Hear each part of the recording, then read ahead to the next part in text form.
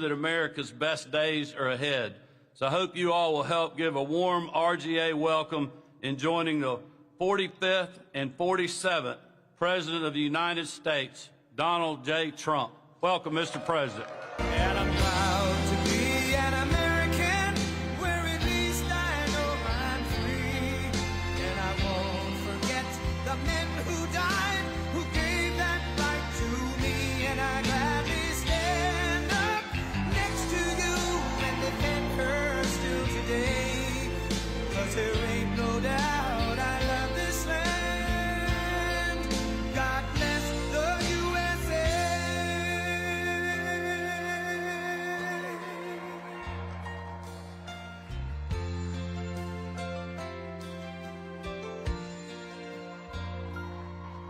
From the lakes of Minnesota to the hills of Tennessee, across the plains of Texas, from sea to shining sea, from Detroit down to Houston and New York to LA, where there's pride in every American heart, and it's time we stand and say that I'm proud to be an American, where at least I know I'm free. And I won't forget the men who died, who gave that right to me. And I gladly stand up next to you and defend her still today. 'Cause there ain't no doubt I love this land. God bless the USA.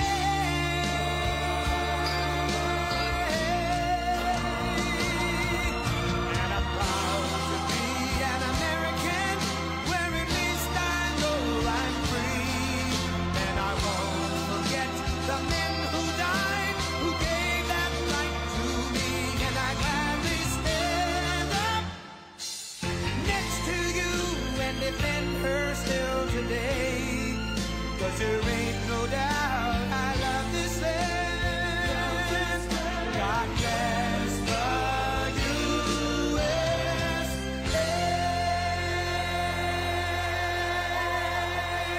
Well, thank you very much. That's such a great song. It's hard to cut it off, isn't it? You know, I want to get you home for the hockey game, I guess, and but we'll get this done real quickly. And I want to thank you all. We have so many great friends here, a lot of great governors, a lot of talent. I'm thrilled to be with the Republican governors, and they have done an amazing job, and I look forward to working with each and every one of you as we complete the mission of saving America. They left us a real mess, didn't they, huh? And making our country great again. We're going to do it. We've made a lot of progress. So we're giving credit for having the best 4 weeks that anybody's ever had as an opening. So now a few hundred more weeks like this, and we're going to be in great shape. But we've had a lot of fun doing it, too. It's a pleasure to do it. We just rip down whatever they've done. It's almost like I want to just do one executive order. Anything he signed is now terminated. It's easier than, you know, point after point after point. I sign and sign. Just do one. Everything he signed is no good, because that's really what basically it's all about. I especially want to thank the chairman of the Republican Governors Association, Brian Kemp, who was fantastic. He was fantastic. We won Georgia by a lot. Where's Brian? We won Georgia by a lot. Where are you, Brian? There you are. We did a great job together, and I appreciate it. We won't forget it. Thank you, Brian. As well as Vice Chairman Greg Gianforte, a friend of mine who's done a fantastic job as governor, for organizing this beautiful evening. In addition to it, hi, Greg, how you doing? Good? You look good. You look good. In addition to our fantastic governors, we also have Secretaries Doug Burgum and Chris Wright. They're very important. Where are they? Where are they, Doug? You were great on television, Chris. These two guys are going to do it. I tell you, if they get the energy pumping, we'll get that energy price down, and everything's going to follow. Everything's going to follow, and we're going to work very, very hard. Here's a gentleman from Virginia that I recognize that we've become. We almost won that, didn't we, huh? We almost won it. We were just a little bit shy. But I want to thank you for the help. We did a great job together. But another man that's with us is really unbelievable, and you're going to be working with him very closely, RNC Chairman Michael Whatley. And Michael worked with Laura, and the team of him and Laura were pretty unbeatable, I would say. She was great and had the victory, and she's solid. There was no nepotism either. Nobody said, oh, gee. They said, how did you get her? And I said to Michael, so who would you like to work with? Well, how about Laura again? But Laura came right after we won. She said, no, Dad, I want to go home to my family. She did a great job, and she just wanted to go back home to the family. But what a team that was. We beat them left and right. They tried to cheat, but how many lawyers did you have? Like 2,000 lawyers or some crazy number, right? 6,500 lawyers. I would say that's a lot. And the reason I picked him is because with North Carolina in 2020, we did so great in 2020, but the one that just held steady was him with the 601 lawyers at that time. And I remembered that, and I said, that's the guy, because we're going to win, but we have to keep him from being really bad, being naughty. They tried. But, you know, we had an expression, we got to make it too big to rig, and that's what we did, too big to rig. And it was a great night. And Michael, thank you. Great, just a fantastic job. You'll be working with these ladies and gentlemen on just keeping everything, including keeping governor seats, I assume. You're going to work with them in governor seats too, right? But there's no better man than Michael. Thank you, Michael. Great job. Appreciate it. And we're gathered tonight at a really exciting time. Our nation, I think it's going to be a very exciting time. We have tremendous potential. I have been called by every company. Brian just told me about a big one that's going to be moving in a very big way. But I've been called by so many big companies that they're going to want to beat the tariffs. And there's only one way to beat the tariffs. Tariffs, one of the most beautiful words I've ever heard. In fact, I went around saying it's my favorite word in the dictionary, and I got killed by the fake news media. They said, what about God? What about religion? What about love? I said, all right, I give up. It's my fourth favorite word. So now I say God, religion, love, and then tariffs, number 4. And now I'm okay. I can get away with that. I couldn't get away with making it number 1, but it's close. The American people gave Republicans a historic mandate on November 5th. If you remember that, November 5th. What a day that was, huh? There was no games. November 5th, 2024 will go down as one of the most important days in the history of our country. I believe that. We won the House, we won the Senate, we won the White House, and in the presidential race, we won all 7 swing states by a lot, and the popular vote by millions and millions of votes for the first time of any Republican in decades. It's hard for us to win the popular vote, but it's not going to be anymore because we're a much different Republican Party right now. We're really... nobody can believe what's happened to this party. It's become a big party, really big and powerful party. We won 85% of all counties in America. Think of that, 85%. Have you seen the map? It's all red.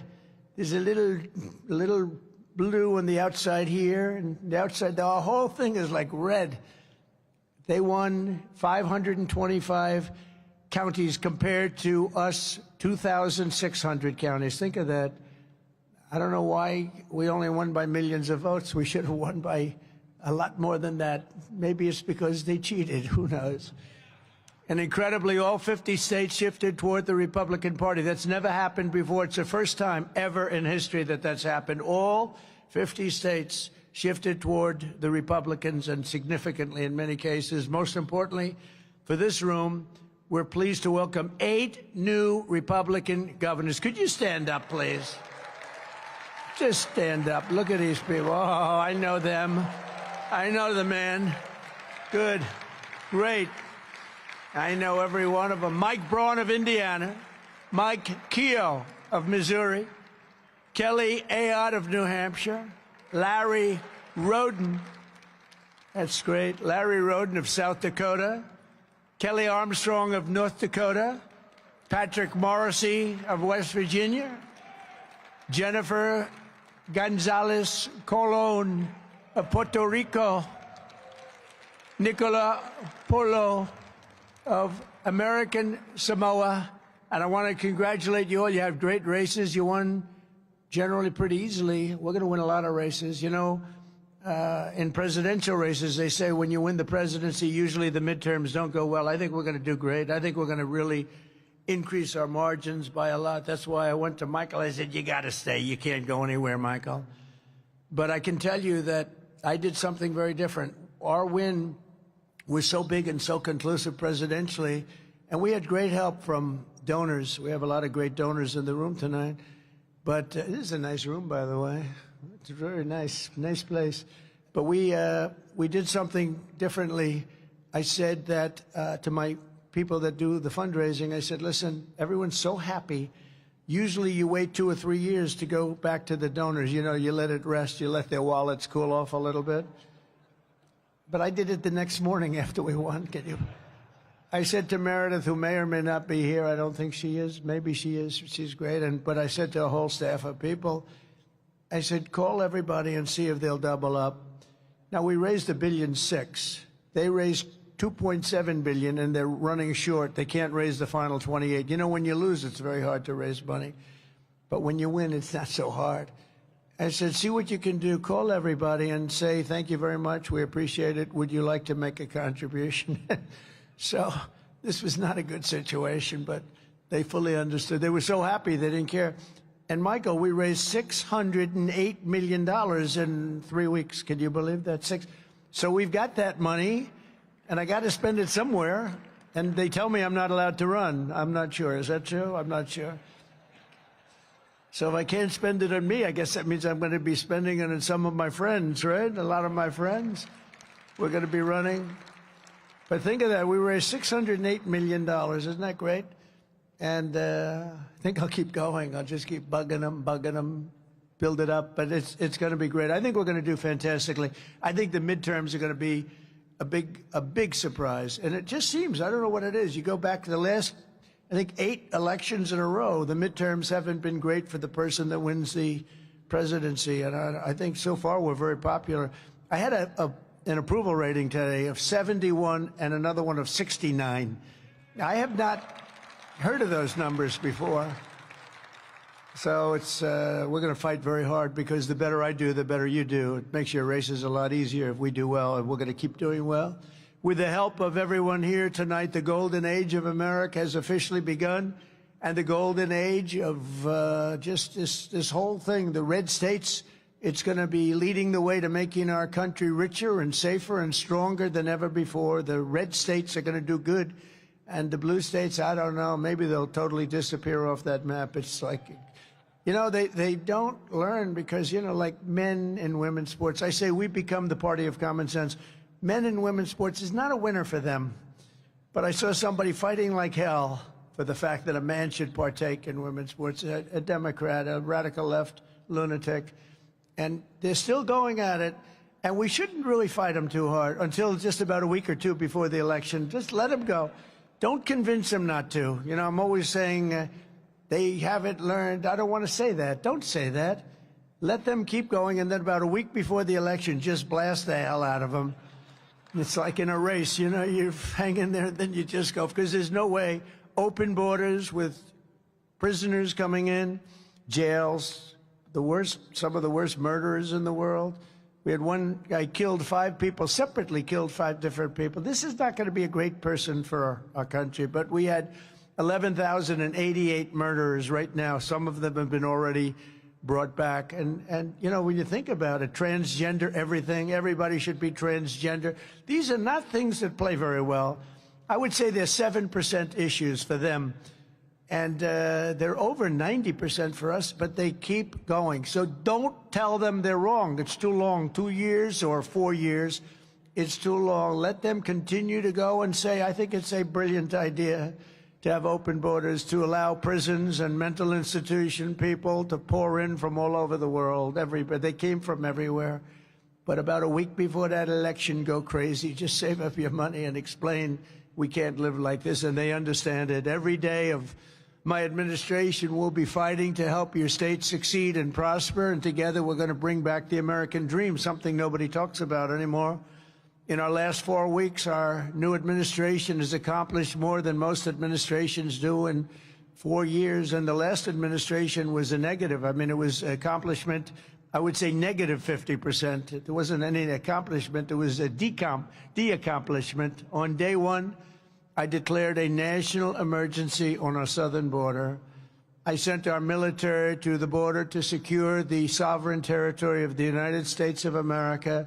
We ended catch and release. We began the largest deportation operation in American history, larger even than that of President Dwight D. Eisenhower. You know, he was sort of a moderate guy, but he was very strong on the fact he didn't want people pouring into our country from all over the world. He was very tough. He had the record. We now have the record. It's not a record I'm really proud of.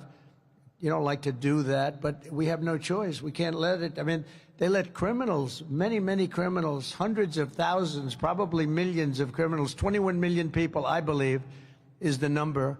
And of that, millions of people are hard, stone-cold criminals. In the past 4 weeks, illegal border crossings have plummeted by nearly 100%, and the tiny number of illegals that do make it across are being apprehended and sent right back to their home where they belong. All countries are taking the illegal aliens back, every single one, even though they said, and strongly, we're never taking them back. Don't even try. They said that during the Biden administration. It didn't work. They're taking them back. They have no choice. They're taking them back. They know we're not playing games. You remember Venezuela saying it? We're not taking them back. Don't even waste your time. They said that to Biden. He said, well, they have us over a barrel. They don't have us over a barrel. How about BRICS? You know, the BRIC states, there are like 6 of them, and they were trying to destroy our dollar. They were going to say, you know, they wanted to create a new currency. They probably wanted to use the yuan. China, they wanted to use the yuan. And Biden said, well, this is a tough situation. There's not much we can do about that. We can't help that. I said, oh, we can help it. So when I came in, the first thing I said is any BRIC state that even mentions the destruction of the dollar will be charged a 150% tariff. And we don't want your goods. We don't want to partake. And the BRIC states just broke up. I don't know what the hell happened to them. We haven't heard from the BRIC states lately.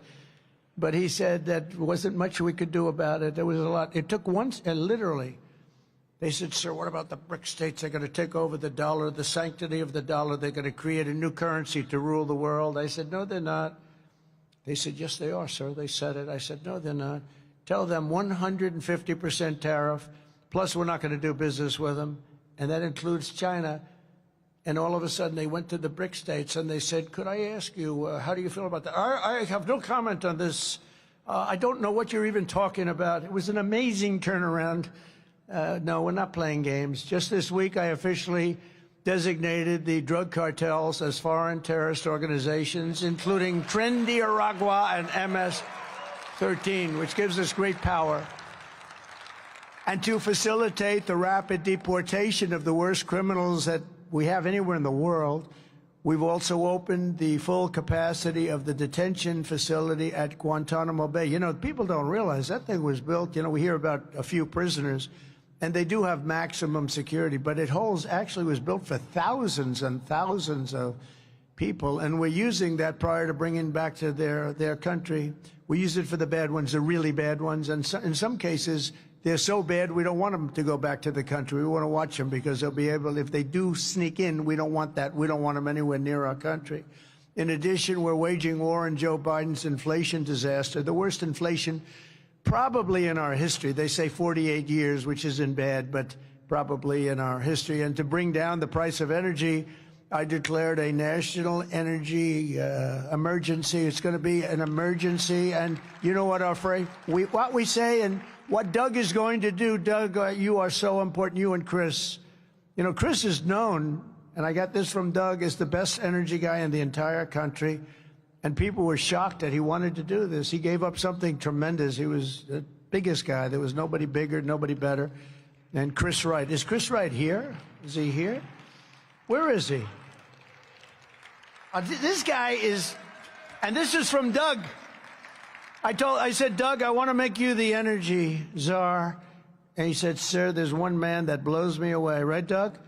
He said, his name is Chris Wright. He's much better. I said, I want to see this man. And I met him. And I just agreed immediately that he was far superior to Doug. I'm only kidding. So what I did, we have a weird deal. You know, we have the Department of Energy and the Department of the Interior. And Interior has all of the energy. And Doug has none of the energy, but he's got, Chris has none of the energy, but he got a hell of a good title. But we want the guy with the energy to be able to drill. So we sort of merged them and their friends and everything else. And they've got a thing going on. I think it's going to set records like nobody's ever seen before. So we have the man that controls the energy. We have the man that drills the energy. And now we put them together. And you're going to see some action. You're going to see something come way down. So thank you. And thank you, Doug. You were really terrific. He was a great governor, by the way. A couple of you may know him slightly. But he was a great governor, did a fantastic job. You know, he made a lot of money in the technology business, sold to Microsoft for a lot of money. I won't tell you how much. I don't want to embarrass him. Some people would say it's a lot. Some people would say it wasn't that much, right? But, you know, when you get close to $1 billion, that's pretty good. And he didn't know much about energy. When he became governor, he became one of the great experts of energy anywhere. We did really an unbelievable job with the state. He did like me. He did well in business, and then he said, let's run for politics. And he did, and they love him in the state. But he was term limited, and I watched him running. He was running against me, but I still liked him. And I said, that guy's got real talent, and he was one of the first people I called. So you're doing a great job, and thank you for leading us to Chris. I'll give you a bigger thank you in 2 years if Chris is as good as you say, okay? But I know he's going to be. Thanks a lot, Chris. Good. Go out there. If we can bring energy down, everything's coming down. You know, the eggs are coming down and the bacon's coming down. Everything is coming down, and that's the biggest thing, the energy. So those two guys are very important.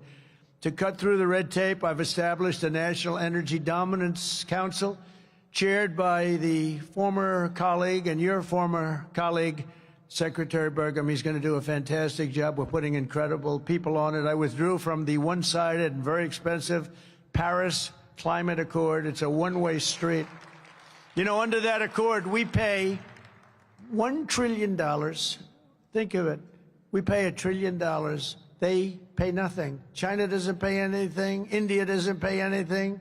Russia doesn't pay. We just pay everybody. It's like a health organization, and every deal is no good, but we're changing it. We terminated health.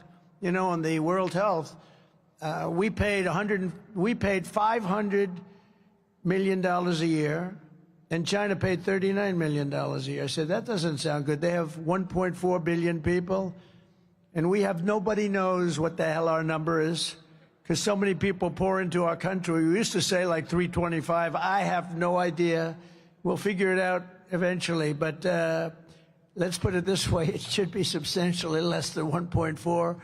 But we have, let's say we have 325 million. They have 1.4. We're paying 500 million. And these aren't, I mean, relative to government, these aren't huge numbers, but this is an example of what happens when you have bad government, when you have incompetent people. So I would explain this, and they called me and they said, we'll let you in for the same 39 million. I said, well, we should be much less than 39. We should be, but I didn't even want to do that because I'm not going to talk. I said, I'll think about it. And it was very public. And when Biden came in, he agreed to go back into the World Health for $500 million. He could have gotten, I mean, it's a lot of money. You could have gotten it for 39 million, Joe. That's why you're not president any longer, I guess. He could have had it for 39. They were still there. It was very public. But he took the 500 million instead, because he never laid in bed at night sweating, tossing and turning like half of these governors. Not all of them probably, but half of them. It's sweating. How are we going to do a great job? He never did that. But that's just a case study in, you know, how not to run. Because, you know, if we had people at that level that would have negotiated. I bought a plane. It's really two planes, Air Force One. Now, if Boeing would build the damn thing, it would be nice, too. We don't build like we used to. We don't build too fast. I gave the order out about 6 years ago. They're still waiting. Getting a little tired of it. I gave a fixed price deal, but it was $5.7 billion. I negotiated with Boeing. It took about 2 months, and I got the 5.7 down to $4 billion. Actually, 1 penny less than 4. I said, it has to have a 3 on it.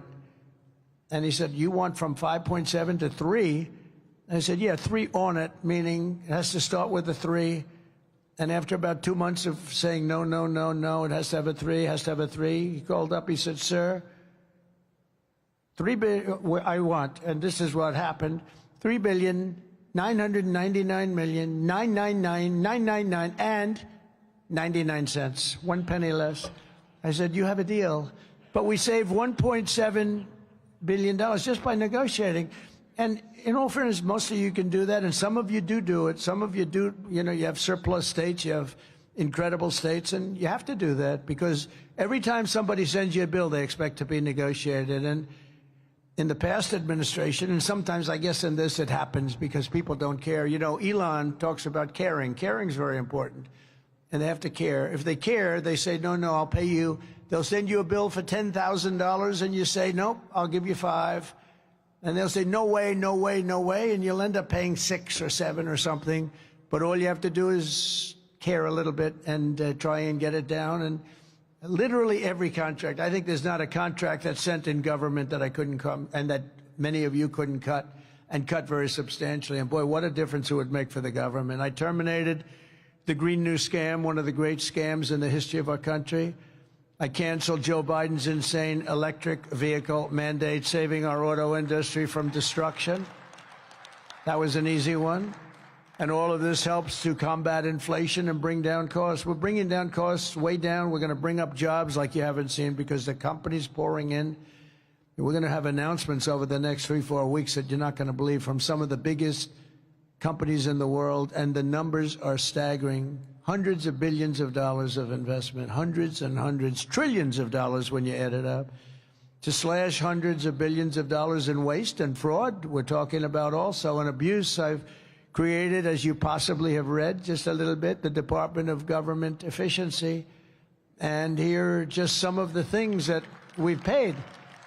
And we've stopped, and we've gotten the money back. $520 million for a consultant to do ESG, that's environmental, social, and governance investments in Africa. $525 million. $25 million to promote biodiversity conservation and social responsibility behavior in Colombia. $40 million to improve the social and economic inclusion of sedentary migrants. Nobody even knows what the hell it means. $42 million for social and behavioral change in Uganda. $10 million for Mozambique medical male circumcision. We're doing circumcisions in Mozambique to the tune of approximately $12 million. $14 million for improving public procurement in Serbia. $486 million to the Consortium for Elections and Political Process Strengthening, including $22 million for inclusive and participatory political process in Moldova, and $21 million for voter turnout in India. Why are we caring about India turnout? We got enough problems. We want our own turnout, don't we? Can you imagine all that money going to India? I wonder what they think when they get it. Now, it's a kickback scheme. You know, it's not like they get it and they spend. They kick it back to the people that send it, I would say, in many cases. Many of these cases, anytime you have no idea what we're talking about, that means there's a kickback, because nobody has any idea what's going on there. $29 million to strengthen the political landscape in Bangladesh. Nobody knows what they mean by political landscape. What does that mean? $20 million for fiscal federalism and $19 million for biodiversity in Nepal. $47 million for improving learning outcomes in Asia. What the hell do I care about? We got a lot. We got enough problems. And all of this is terminated. We terminated this stuff, and we're on the track. And by the way, so many others I could read all night long, but so many were so terrible, and some were actually disgusting. And I know you're eating your dinner, so I didn't want to do that. But we're draining the swamp. And, you know, one of them was $100 million for condoms for Hamas. You heard about that. 50 and 50. It's 50 million, and then they decided they needed more condoms, so they sent another 50 million. So it's 100 million condoms for Hamas. But now that's the good stuff. Here's even worse. Social Security. As you know, generally speaking, people don't live to be over 100 years old. We all will, I think, 120, 130, hopefully. But, you know, you hate when you get near that number. It's like, let's hope we can live to length like this. But here's what we're finding and what we found. And these were all found by these computer geniuses. I asked Elon, what trait do these have? You know, they started off with 12 guys, then they had 30 guys, then they had 57 guys. Now they have over 100 guys, and he attracts very young people with high IQs, you know. Some people attract very beautiful people. I think I like them better, actually. But he attracts young people that are brilliant, and they love the country, too. But I said, what trait do they really have? And the trait that they really have was that they're extraordinary with computers. They can take them. He said they make love to their computer. I said, I don't want to hear about that. Doesn't sound too good.